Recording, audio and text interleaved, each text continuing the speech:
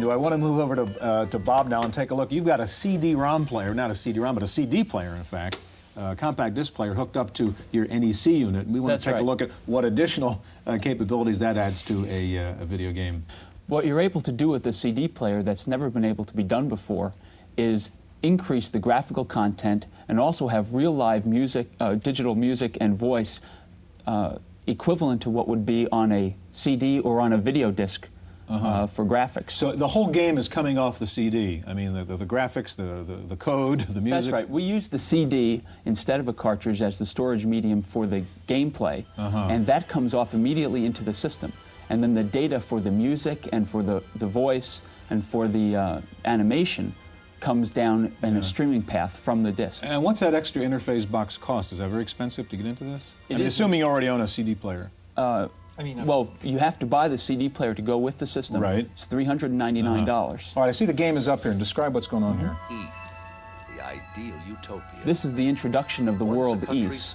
And what's revolutionary about it is that we're able to have, as you can hear in the background, a real description from a person who brings the player into the game and into the world, and brings them in and gives them the sense of realism and a sense of a real community that hasn't existed before. So you've got a storybook reader here, which obviously you can't put on a cartridge. Exactly. Yeah. It's, how much is the game?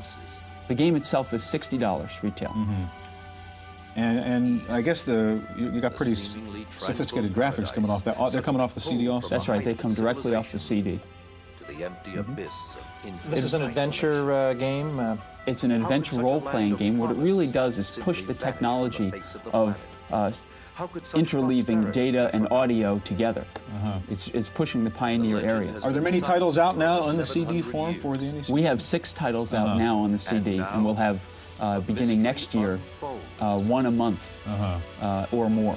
Bob, we have just about a minute left, and I know you have one other cartridge called a standard 16-bit game. If you could show us what that looks like on your NEC console. The second game is called Bonk's Adventure, and it's a real hit game. It's one of the biggest games of this year.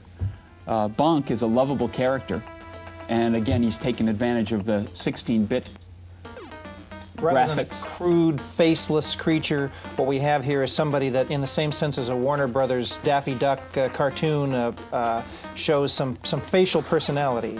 That's right. He's got a real personality. You'll see what happens when he gets hit. His eyes get big.